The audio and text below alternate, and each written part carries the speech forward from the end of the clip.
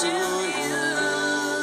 Kadosh, Kadosh, Kadosh lecha. Kadosh, Kadosh lecha. Hear this humble prayer. make me Kadosh, Kadosh lecha. Hear this humble prayer. Make me Kadosh, Kadosh lecha.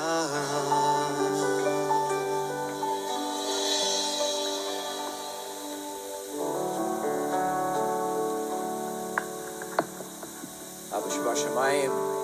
Father in heaven, we praise you, we thank you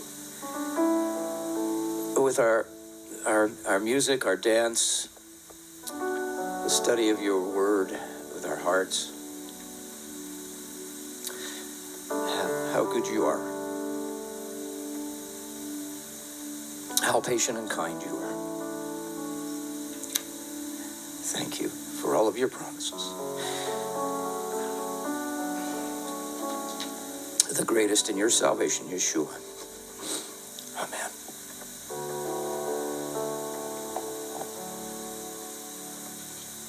We may be seated.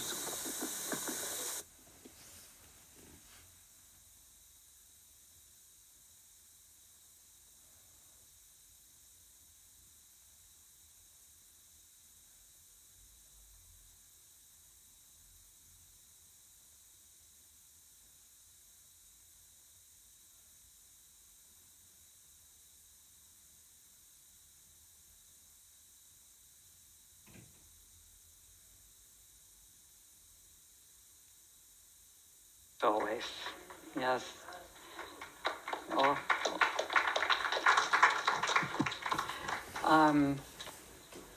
I'm not going to speak today, and I see a sigh of relief. Oh, you're not you, not you. Okay, good. So, but we have a very, very special guest. I call her a truth teller. She tells the truth, what's going on, no matter what the world will like to say. So we know Eva Schneider. Never met her, but some of the women have, and they have made a big impression on her, and they love her. They truly love her. You won't know her age because we keep it quiet.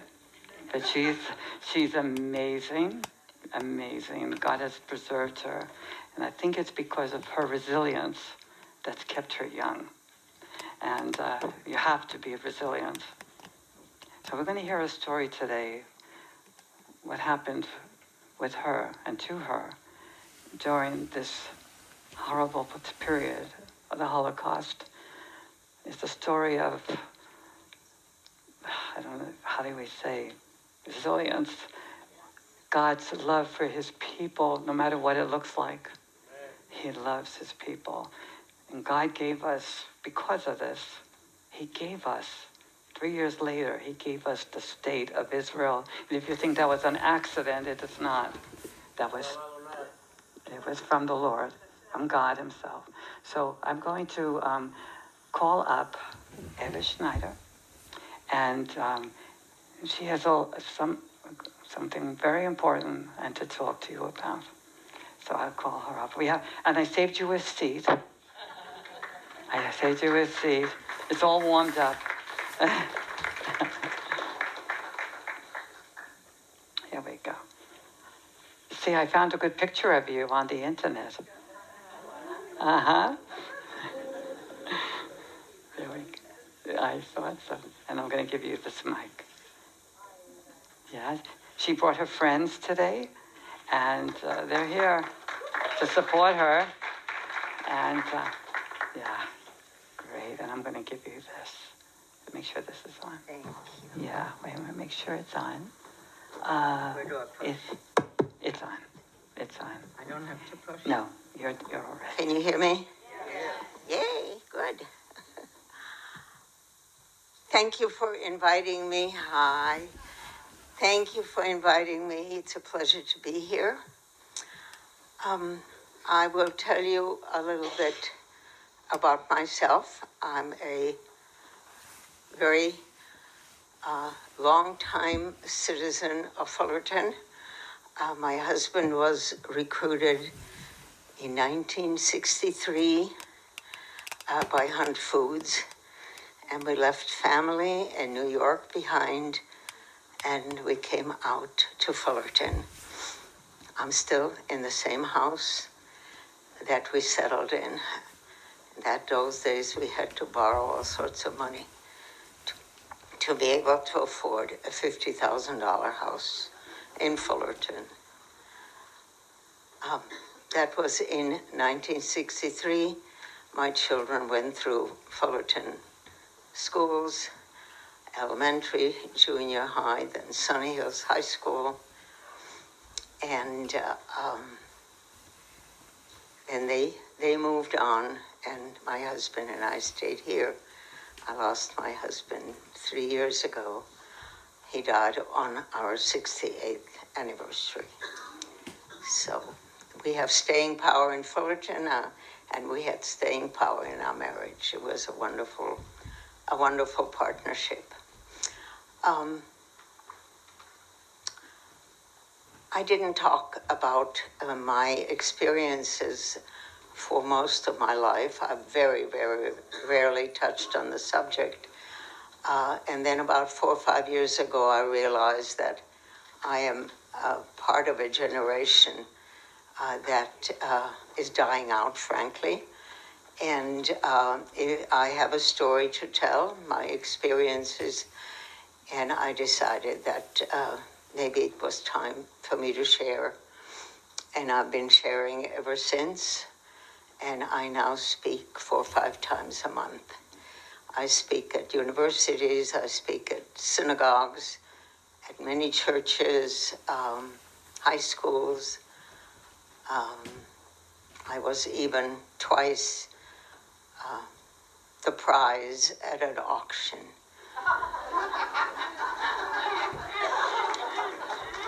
It was a silent auction. It was to have dinner with a survivor, and I was the prize. And I have spoken, the dinners were for about 10 people, and it was a very intimate atmosphere, and I've spoken to as many as 1,000. So here goes. I was 8 years old when I realized that there is bias and persecution. When my mother pinned a yellow star on my jacket, and she told me whenever I go out, I now have to wear it. At the same time, she admonished me to walk close to buildings when I'm in the street, because not only is it important for me to wear the star because I'm Jewish, but it was now also okay if somebody wanted to trip me up, if somebody wanted to punch me, to spit on me. It was all okay. It is now. Nobody would get punished. So to be very careful. When I was about 9 years old, we lived in a town called Bratislava in Slovakia. The doorbell rang, and there were men in uniform at the door, and they told my parents that they had 24 hours to vacate their home. They may not take any furniture, they may not take carpets, they may not take artwork from the walls. They may only take that which they can pack in suitcases. The very same day, a Christian manager was put in charge of my father's business. So within 24 hours, my parents lost all their possessions, and my father lost his business.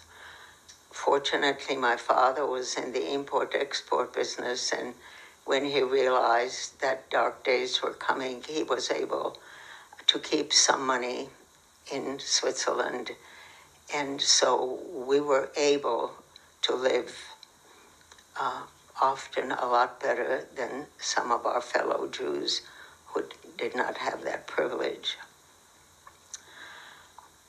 My father found us a room in a Christian lady's house, and the next day we moved out and we moved into one room. From then until the very end of the war, my parents never had privacy. I never had privacy. We lived in one rented room the entire time.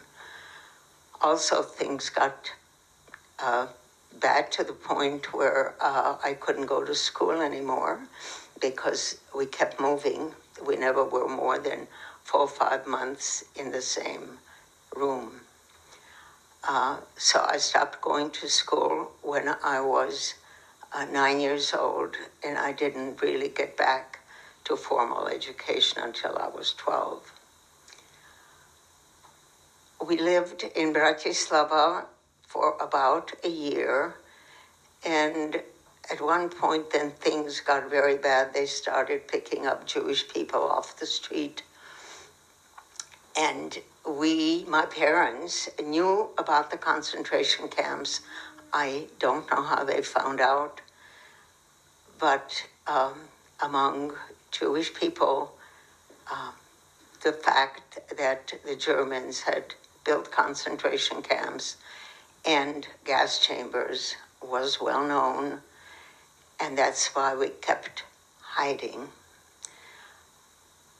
We left Bratislava when things got bad, and we were smuggled to Budapest in Hungary, which was the country just south of Slovakia. I remember being in a dark car and sitting at my parents' feet, and my mother kept on just whispering, "Don't say anything, don't sneeze, don't cough," until we're through the border. Well, we made it through the border, and we ended up in Budapest. My grandparents, my father's parents, lived in Budapest at the time, and we had a number of friends.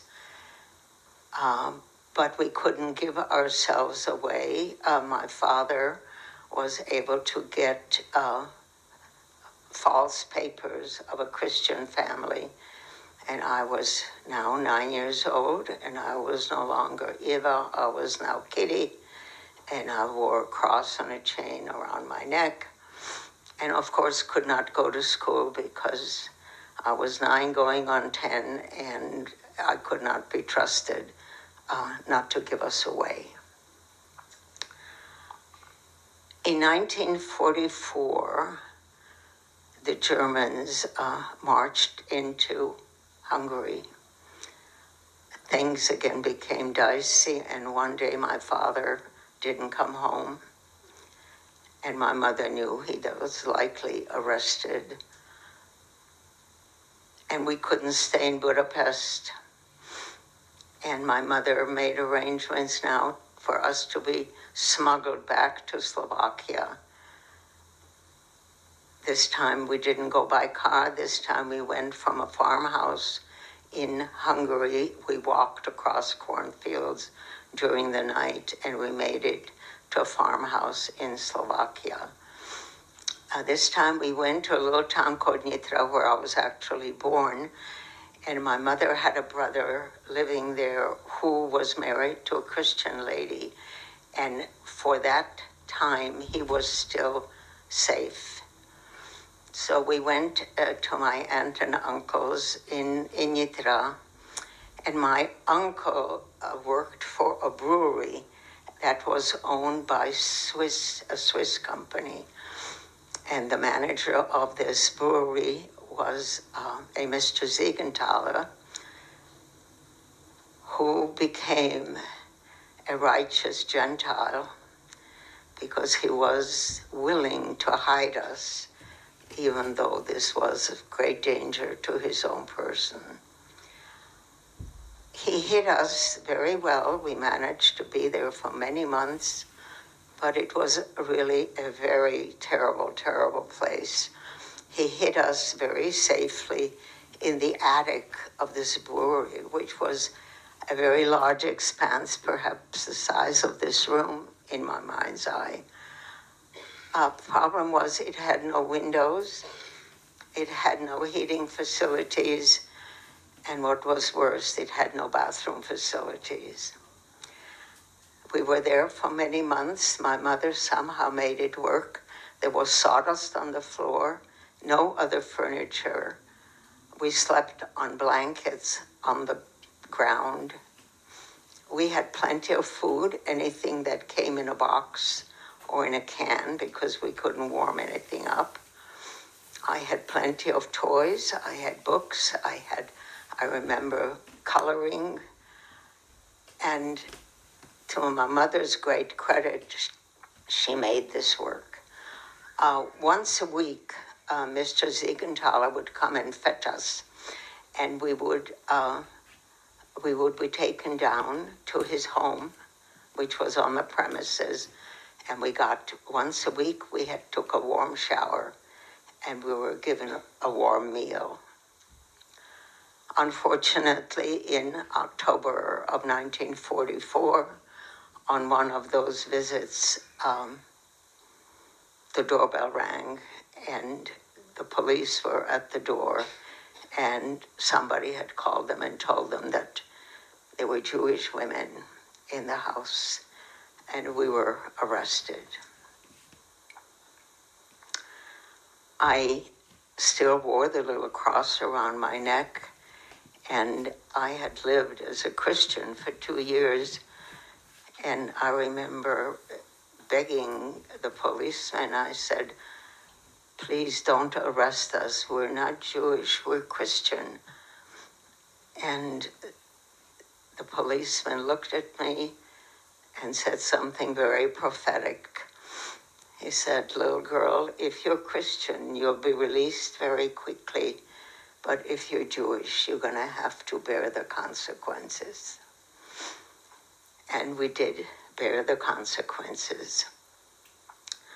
We spent several weeks in a prison, and then one day we were marched down the main street of Nitra to the train station, and we were loaded onto the proverbial cattle cars.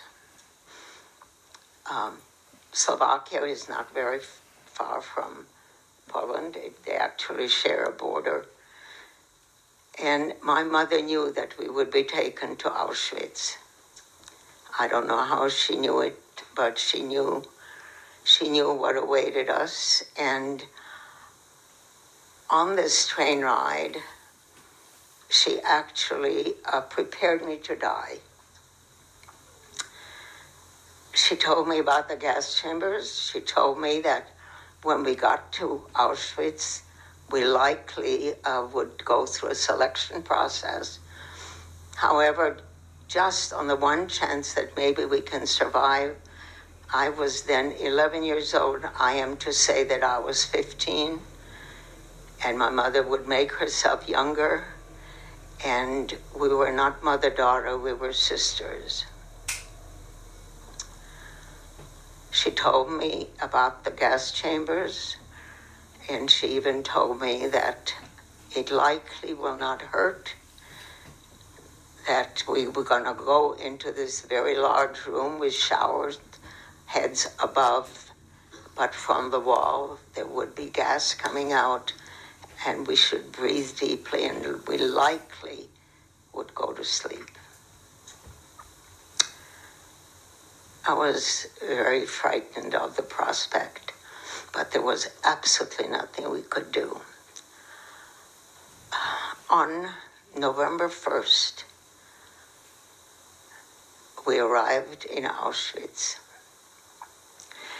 And what I didn't tell you in the beginning is that, having talked about my experiences so often, I've come to the conclusion that 3 miracles occurred that allowed me to survive.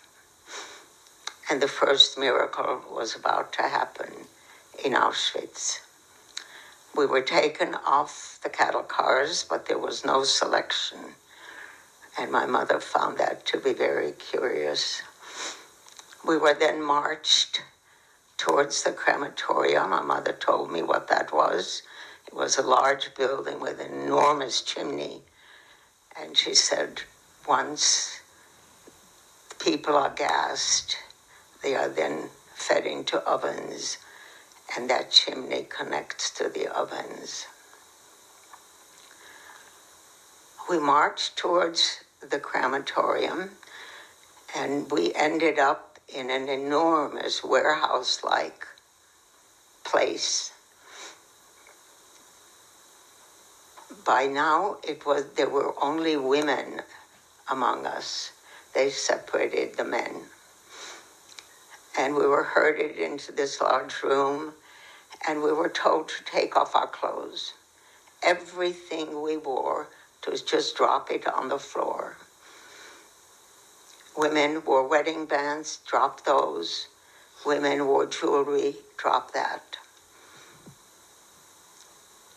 And there we were, hundreds of us, stark naked, with nothing but SS around us. We were then made to walk towards some very large, in my mind's eye, very large steel doors, single file. But on the way, we had to stop at a table where they shaved our heads and all of women's body hair. And my mother whispered to me, she said, why would they shave us if we're going to die?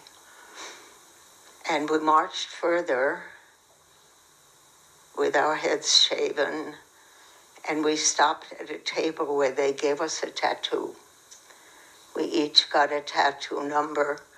My mother's number was 27077. Mine was 27078. My mother wanted to go before me so she could tell me whether it would hurt.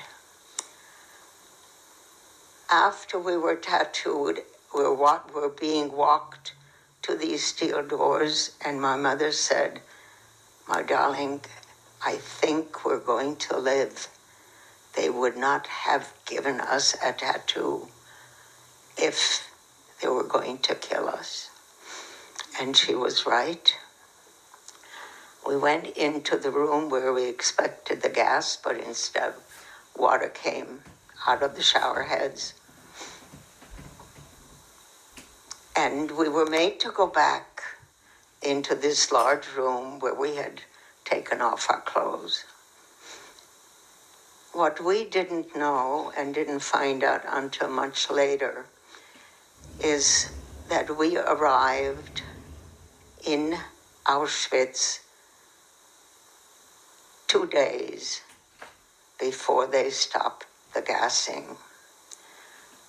What happened was that the young Jewish men and women worked in the gas chambers. They fed the bodies into the ovens.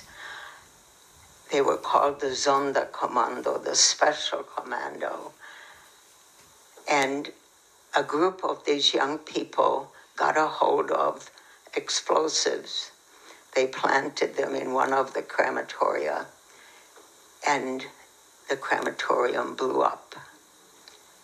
I have no idea why, but suddenly the Germans decided that they don't want news to get out about what goes on in Auschwitz.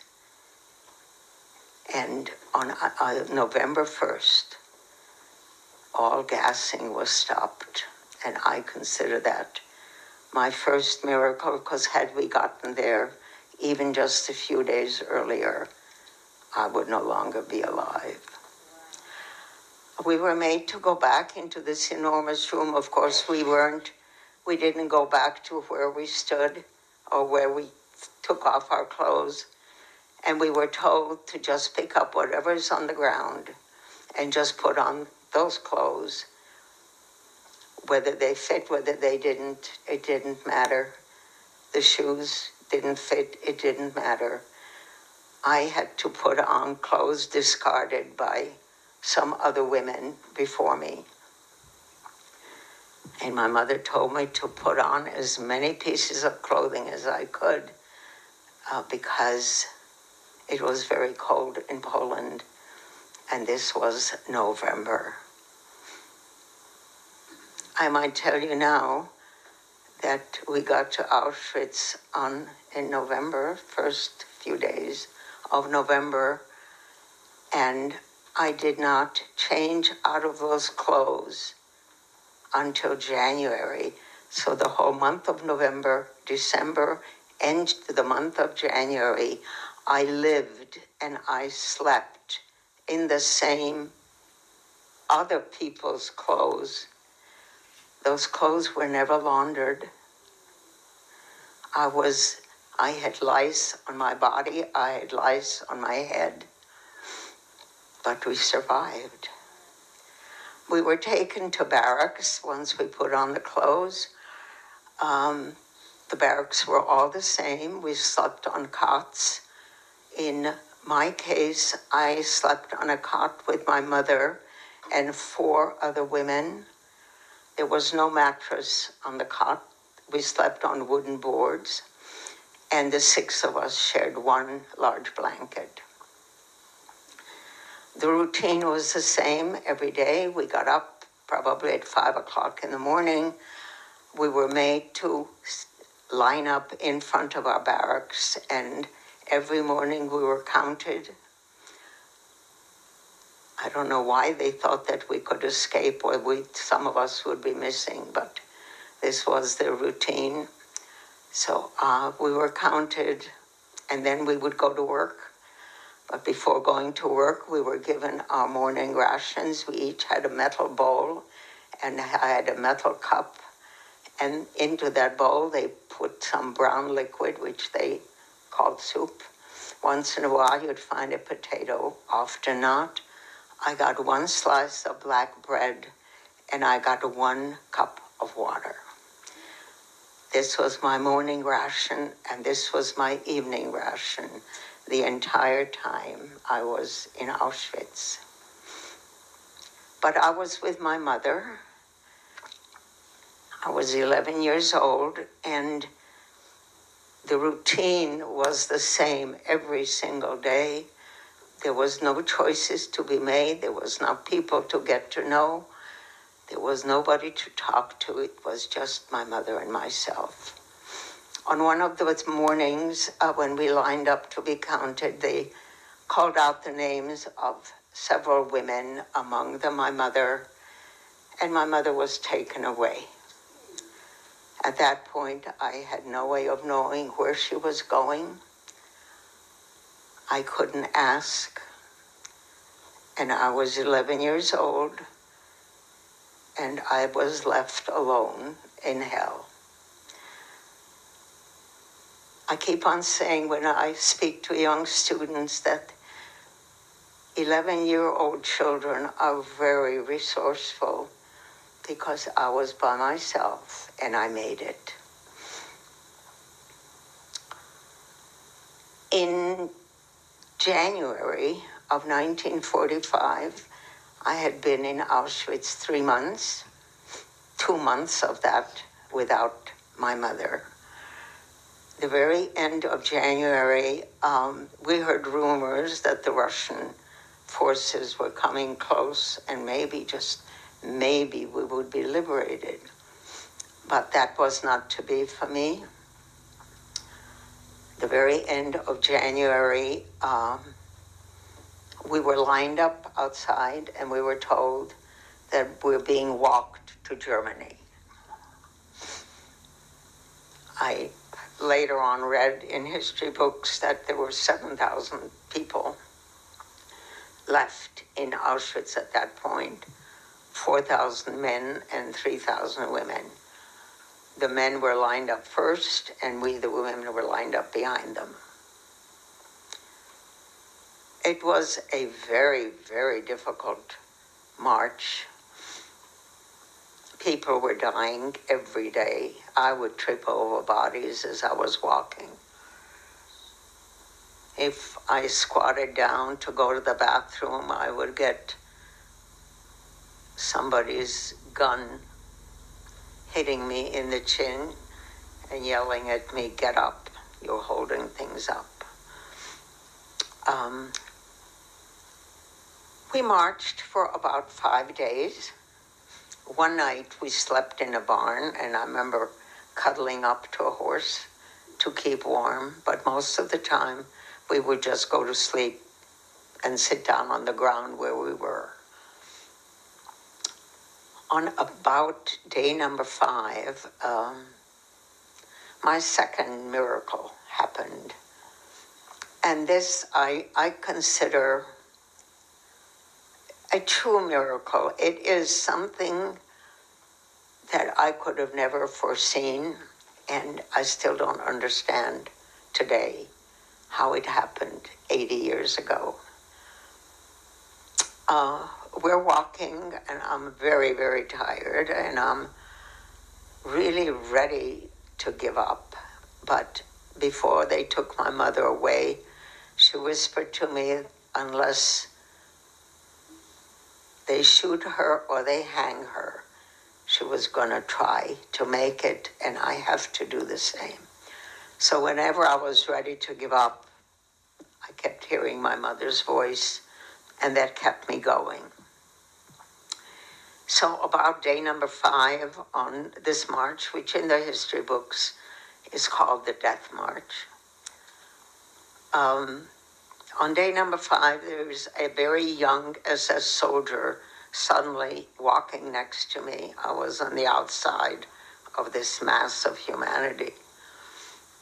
And he's walking next to me, and he bends down, and he tells me, he says, I spoke German fluently, by the way. He said to me, "Little girl, I'm going to give you something that will help."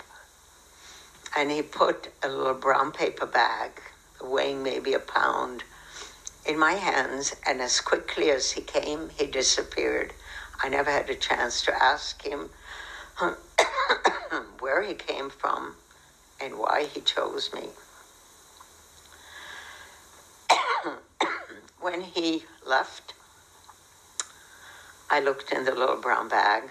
Could I bother you, somebody, for a little water?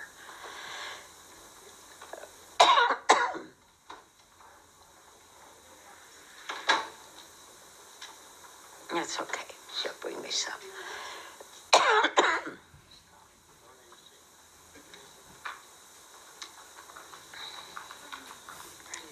Thank you. Thank you.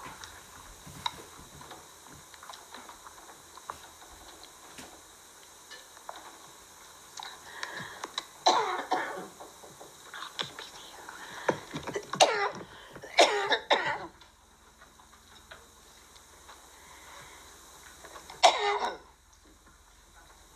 Talk to each other.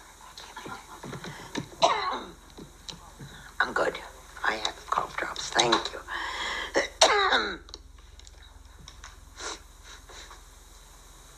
I have a cough drop.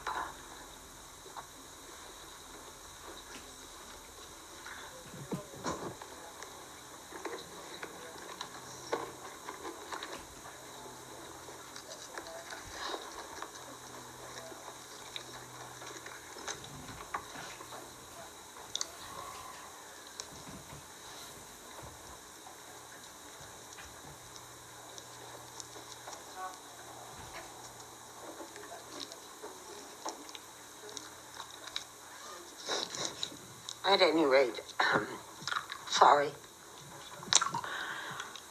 I looked in the little brown paper bag that he gave me, and it contained powdered sugar.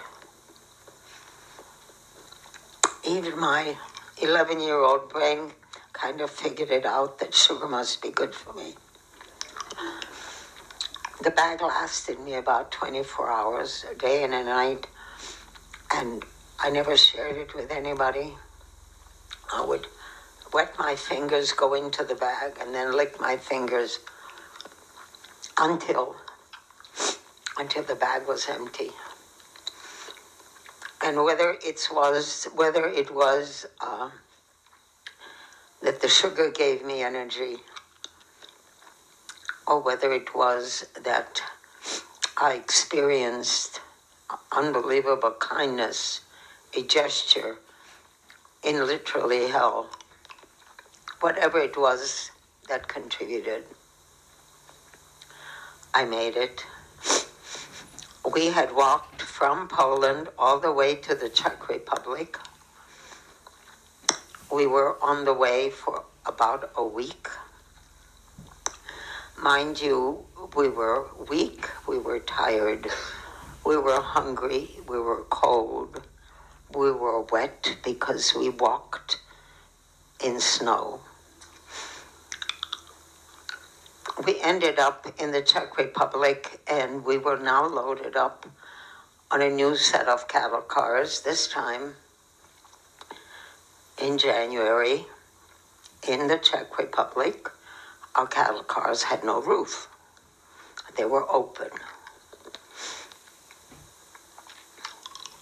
It's really amazing when I think about it that I don't think anybody got pneumonia, but we were on the new open cattle cars for 3 days. It snowed on us, it rained on us.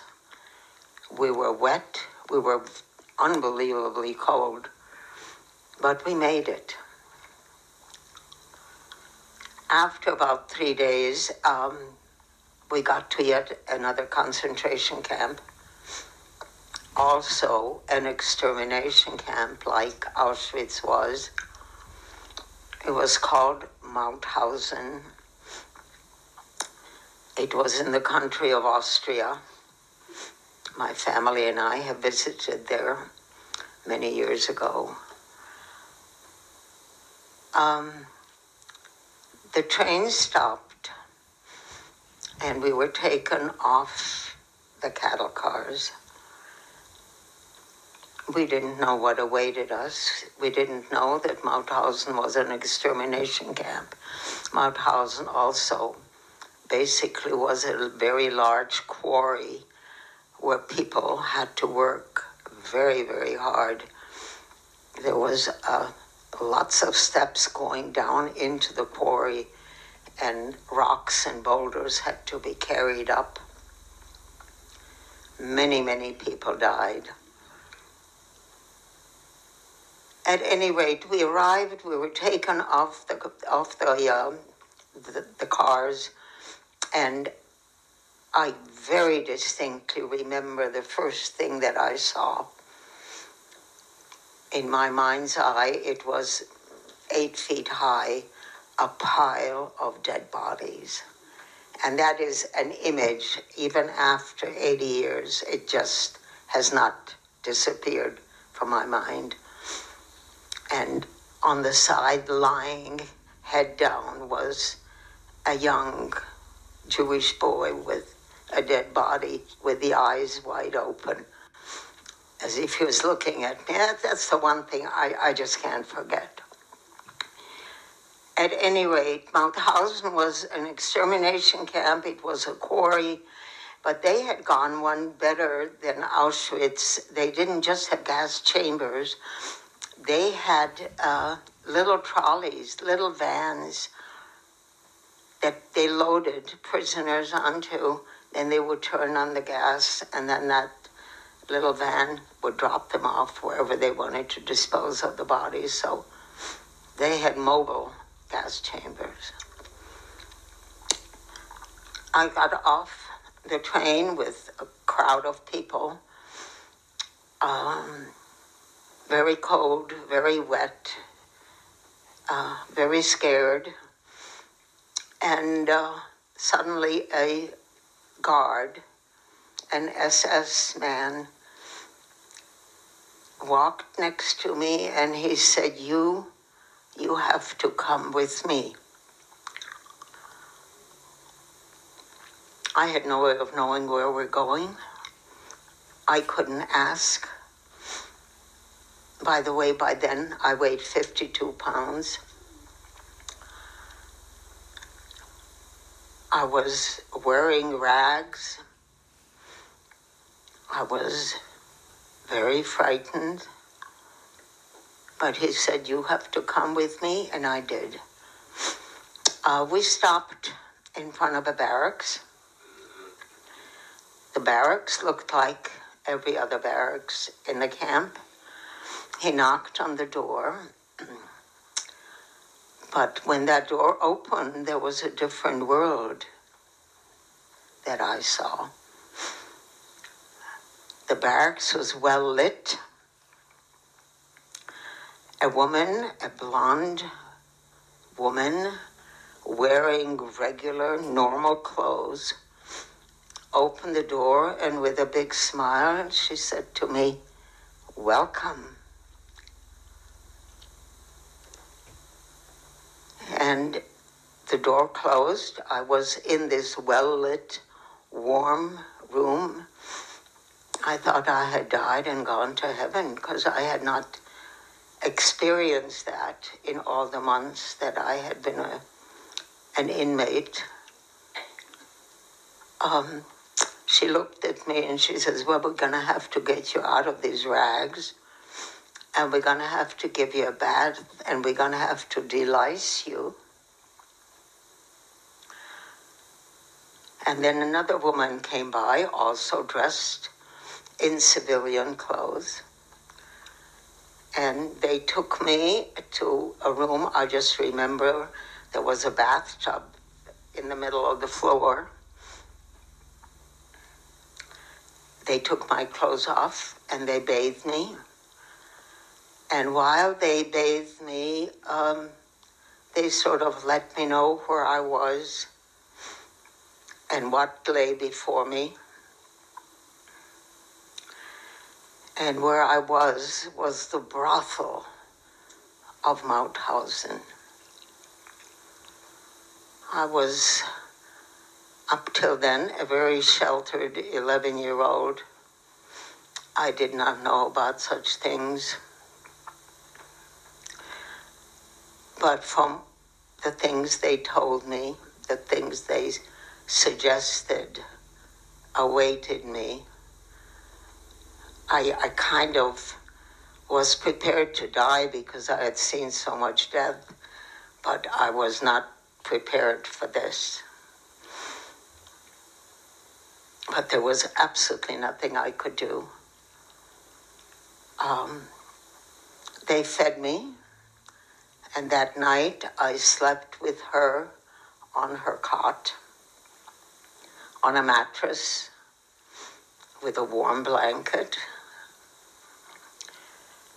And the next morning, a guard came for me, and I was taken to the doctor. You do not want to go to a doctor in a concentration camp. I remember quite clearly everything in his office, so-called office, was all rusty and bent, and it was very, very frightening. I was examined about as well as you can examine an 11-year-old. I was truly, truly scared for myself. And as I stood there naked before him, in front of him, I just, grabbed the bull by the horns. I didn't know what else to do. I got on my knees and I said, "I'm 11 years old." I said, "Look at me, you can count my ribs. What on earth do they want with me?" I said, "Please, I beg you, don't send me back." But he told me to get dressed, and the guard took me back to where I came from. And that evening, again, I was made to sleep with the same woman. But my third miracle happened the next morning, because a guard came to fetch me and took me away, and took me to a number of buses where there were other women lined up to board those buses, and we were taken to a sub-camp, a work camp, all concentration camps, the German concentration camps, the major ones like Mauthausen and Bergen-Belsen and Ravensbrück, they all had a number of subcamps. Mauthausen had 40 subcamps within a couple of hours' drive. Wherever there was a munitions factory or a chemicals factory, they would use Jewish prison labor. And we were taken, put on the bus. I was with a number of mostly Russian women. The Russian women were not Jewish. They were women who had fought with the men in the mountains, and they were called partisans, and they were arrested and taken to concentration camp like the Jewish people. At any rate, we were loaded onto the buses. We were taken to a town called Lenzing, which was, I don't know, an hour or two from Mauthausen. We lived in a bombed-out factory, no windows, but it was a worlds better than what I had experienced before. I actually had a whole cot to myself. We worked in a chemical factory. The work was not difficult, just very tedious. And this was February of 1945. We had SS women. We were all women in this camp. We had SS women supervising us, very cruel SS women. There were a lot of beatings. We were made to do a lot of very painful things, but we were alive, and there were no gas chambers. And one day passed like another. I even experienced a gesture of kindness. I turned 12 in February of that year in Lenzing. And when I woke up in the morning, there was a slice of bread with marmalade by my head. One of the SS women apparently knew it was my birthday. And it's the first time that I had seen a piece of bread with marmalade since I was taken prisoner. Also, we spent Easter in Lenzing, and I found a red Easter egg when I woke up in the morning. So when you're in hell, there are still those who have an inch of kindness left in them. In early May 1945, we started hearing rumors in town that many months before the Allies had landed at Normandy, I had no idea where Normandy was, and that Ike was coming. Of course, Ike was Dwight Eisenhower. On May 4th, we were in a courtyard which we didn't usually go to. And I remember seeing one of our guards go into the bushes dressed in the uniform and coming out in civilian clothes. And that kind of gave me an idea that something wonderful was going to happen. On Friday morning, we were out in this courtyard again, and our factory, our home, was located at the foot of a hill, and we knew there was a highway on top of the hill because we could see cars driving by. Well, this time a little car, it turned out to be a Jeep, stopped above us. and 3 men in uniform who turned out to be a Brit, a Frenchman, and a GI came running down the hill yelling, "You're free, you're free, you're free." And that was on May 5th, 1945. We didn't dare go out at that point. And in the early afternoon, what I always say were the gods had arrived. We had 2 entrances to our courtyard.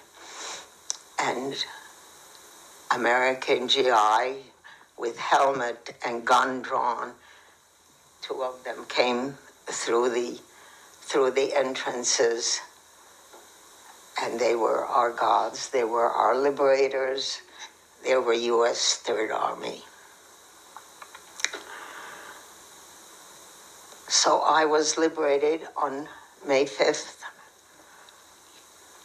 Mentally tried to communicate with my parents, whom I didn't know whether they were dead or alive. But this kind of incarceration does a number in your mind. And I could not conjure up the image of my parents. I could not remember what they looked like. They took us to a town called Linz. By the way, a funny thing happened. The very first food that came our way while we were still there, it happened on the next morning, was a truckload of bacon. And I don't think any of us got sick. We all ate whatever there was to be eaten.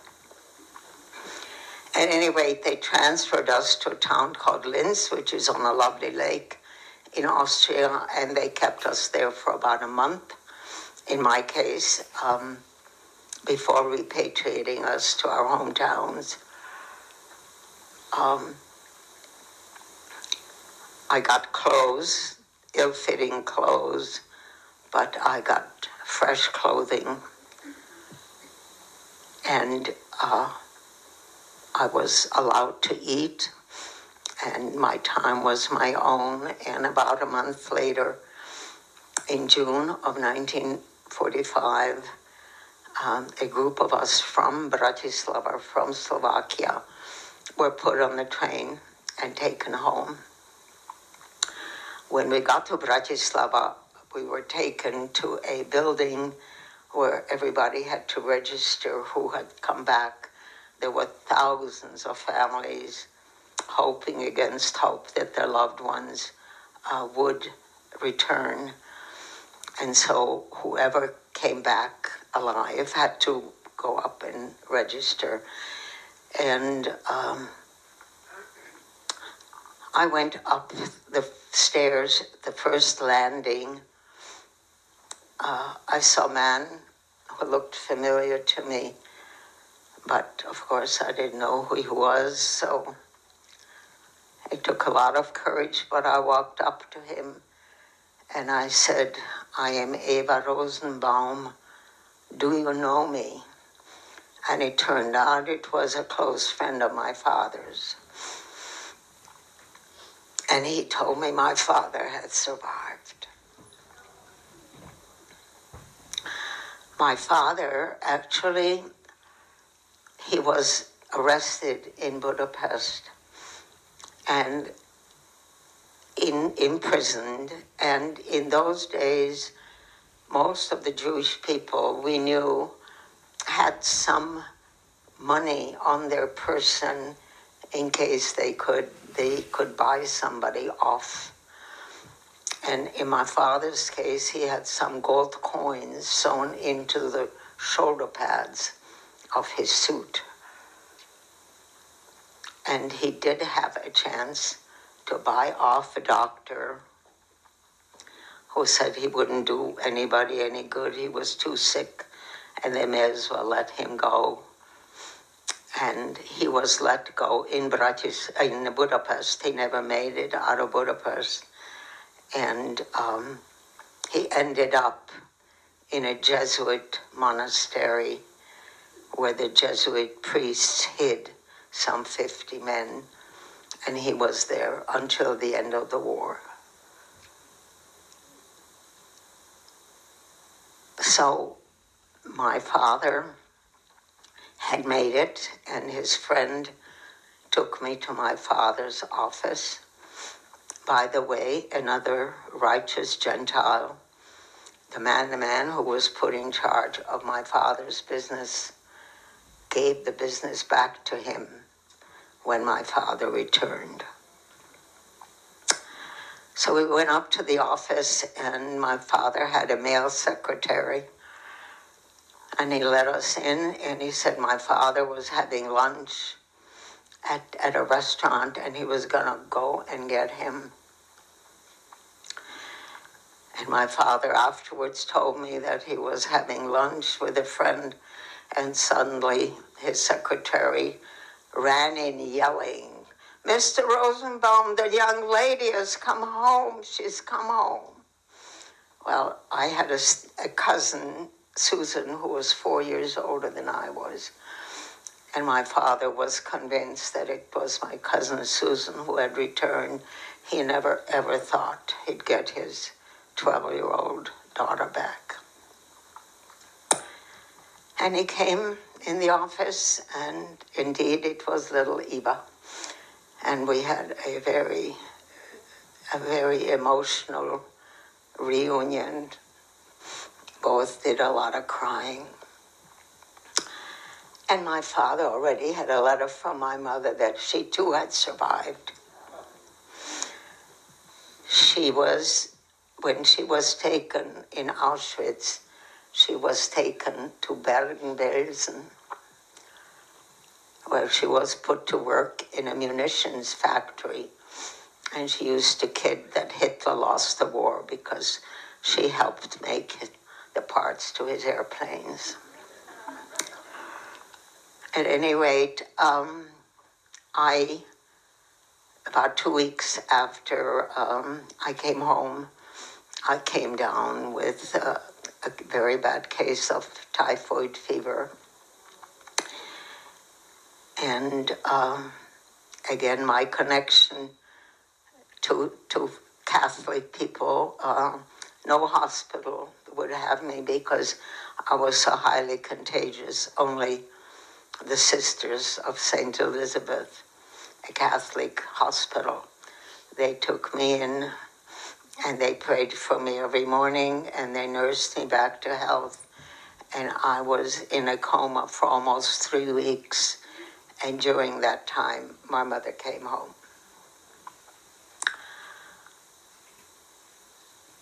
My world was complete. I recovered from typhoid. I had my parents. And believe it or not, this all happened in June. And in September, I went back to school. And I went back to school as if nothing had happened. I had very positive thinking, very smart parents. And somehow, without the help of a psychiatrist, they innately knew how to handle me and my situation. And at one point, my father said to my mother and me, he said, "You survived hell. God gave you a new life. Now go and make the best of it." And that's what I tried to do. And my husband passed away 3 years ago. He was 97 and 8 months. We were married 68 years. We have 2 fantastic sons, have 4 amazing grandsons, and I have 2 little great-granddaughters. And whenever I give all these talks, or having given them now for a number of years, I've come to the conclusion that I was destined to survive because they had to live. And in our religion, we say l'ador b'dor, from generation to generation. And I think that's why I'm here. And I thank you.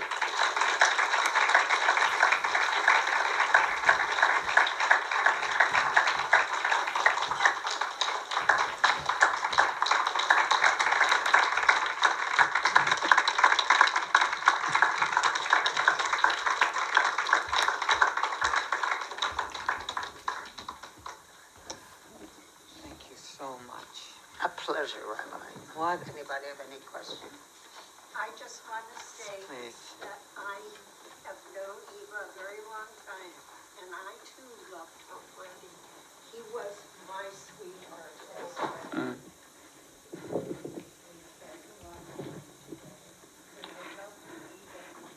When they're the children.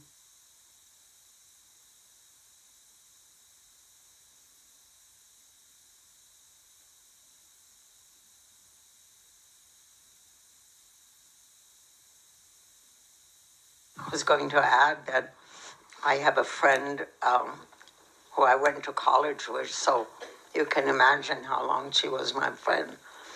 And I gave this talk in Arizona, and she lives in Scottsdale, and she came to my talk. And afterwards, she says, you know, I never heard you speak about this in all the years we've been friends. And we've been friends 70 years. Yes, and I never heard. Bobby and I go about 40 years. We were both kids. Yes, and we still are. And the first 80 years of childhood are the hardest. Now we're getting past that.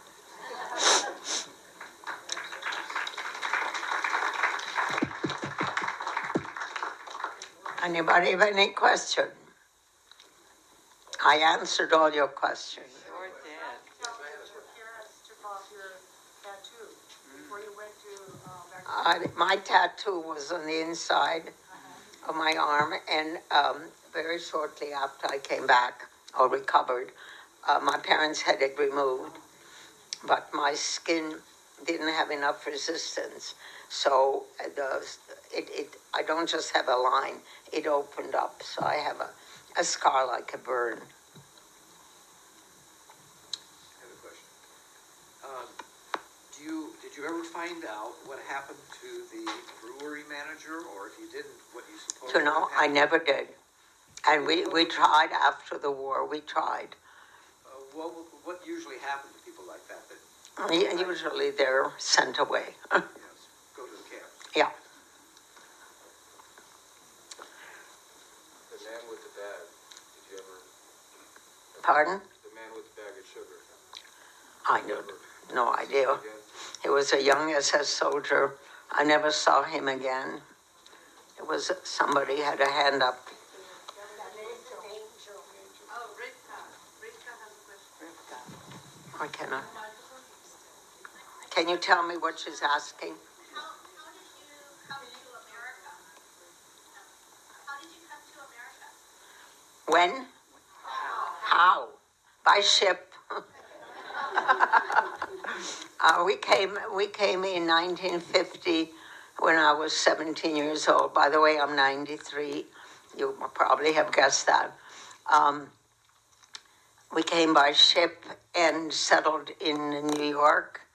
I had two uncles who lived in Chicago, and they gave us the affidavit, and they put us on a quota, and it took 4 years for our number to come up. In those days, you couldn't walk across. So we finally made it in 1950, and I finished high school. I had 1 year to go, and I went to college, and I got a master's, and then I spent 34 years with Bobby working at the Anaheim Convention Center. Hospitality. Yeah, we had fun.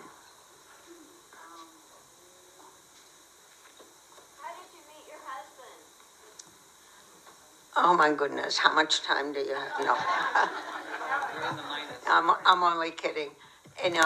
So we had gotten to New York, and a few months later we went to a restaurant called Schreiber's. It turns out Mr. Schreiber had a restaurant in Vienna before the war, and before World War II, and emigrated, and now had a restaurant in New York. And my parents and I went to this, it's a kosher restaurant, and my husband and his family went to the restaurant, and Mr. Schreiber knew both families from before the war. And in all his wisdom, he came over and he said, gee, he's so sorry. He doesn't have any small tables. Would we mind sharing? And that's it.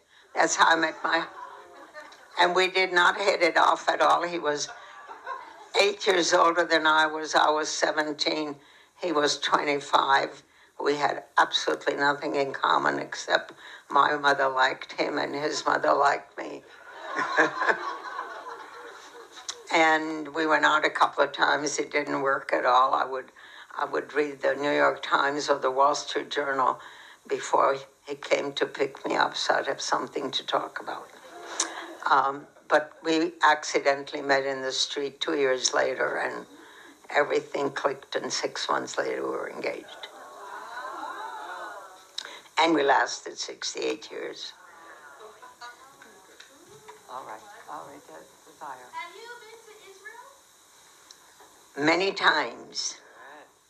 Yeah, I have a grandson, Daniel, who was, Douglas was bar mitzvahed in Israel on top of Masada. It was very, very a wonderful experience.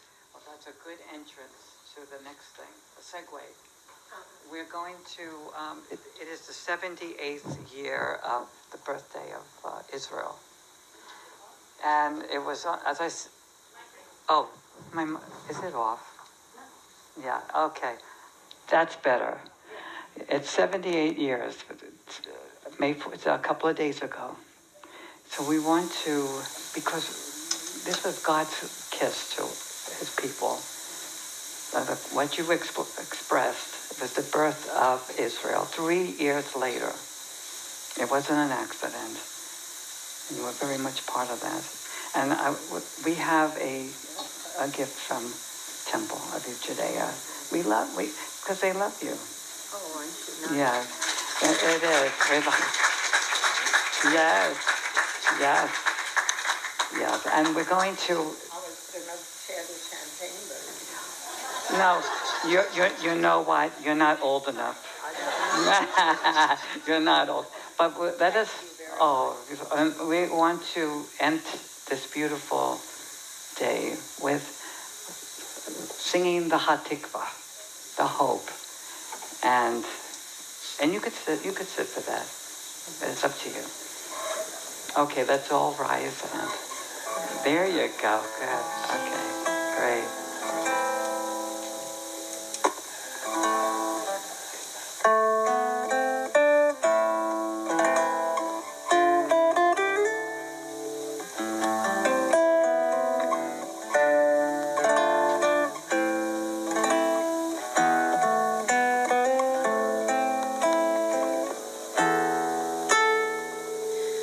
Cold balevav